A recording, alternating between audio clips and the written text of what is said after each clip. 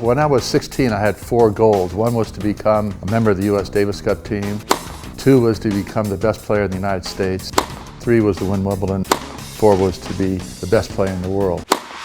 Here's match point for Stan Smith. Oh, that's a great shot. Tremendous backhand smash from Smith. Curtis gets it somehow. But Smith is the hit!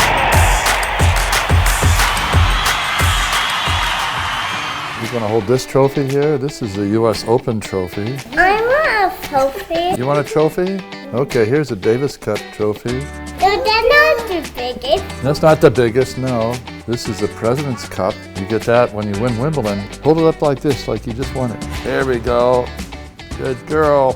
When I was around 15, the parents in our area, they hired Pancho Segura to coach us on Saturday mornings at Pasadena High School. And we drilled and we got a 20-minute lesson from Pancho Segura. And then from 12 to 1, we actually taught the beginners. They had a motto, each one teach one. So I learned to teach a little bit at that time, but it wasn't until I got to be playing number 1 on our high school team, and I won the national hard courts and then won Kalamazoo. And I got a scholarship to the University of Southern California. George Tolley was the coach at USC, and George Tolley helped me to really blossom in my tennis career. My life has been blessed in timing, and when I graduated from college, tennis became open and I became a professional. So, after 3 or 4 years on the tour, I won a few tournaments. In fact, the first Masters or year-end ATP final, and that was the first big tournament I won. It gave me a feel that I could compete against the top players. In '71, I was able to win the US Open. America has a new champion. And that close from winning at Wimbledon. And then in '72, I was able to go back and win Wimbledon. Winning Wimbledon was certainly a highlight of my career. And that was one of those things that you dream about, but you don't really think it's going to happen. So it was very special to hold that trophy up. Then in '73, I won like 7 out of 11 tournaments, beat Laver 4 times in a row, and really felt that I was playing my best tennis. And then also playing doubles with Bob Lutz mainly, and a few other players like Arthur Ashe occasionally.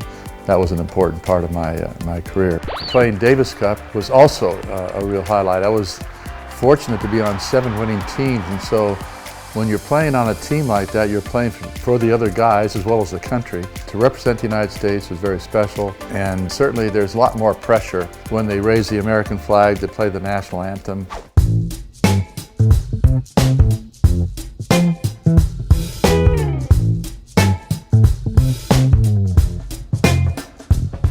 One of the keys to their success was the collaborations with people like Jay-Z and Pharrell Williams and different people that were promoting the shoe or just wearing it because they liked it, and that really got the shoe going again, and it really got very popular around the world. In fact, I did an interview for Wall Street Journal a couple of years ago, and I said probably about 95% of the people in the world really don't know who I am, but know the name. And my wife piped in and she said 99% of the people in the world have no idea who you are.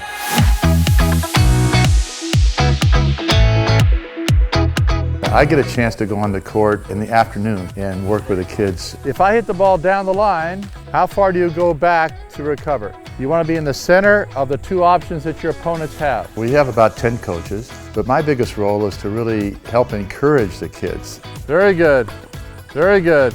And I also try to encourage them to develop their portfolio of shots. You need to figure out for your forehand and your backhand how high the ball should go over the net, not just groove one sort of shot, the same speed, the same amount of spin, but to add variety to their game.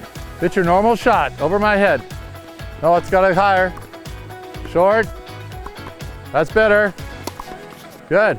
Because against certain players, getting a ball to bounce really high to the backhand might be really effective. But if you can't do it, short, you're not going to be as effective against certain players. Now you're getting good depth. The USPTA is so important, especially in some cases where it might be the first experience that people might have on a tennis court. And if that instructor is not knowledgeable and motivational, then a player may never come back to the courts again. They might stay away. The fun part of coaching is to see a player grasp a concept and put it into play, and then be able to use it to win matches and to enjoy the game more. In fact, all those things you work for, those wins and trophies, are just part of the whole process. The effort that you're making every day is what really is important. The USPTA professional has got to be one that's going to be giving that player as much information as they can handle at the time, and then continue to motivate them as they get better.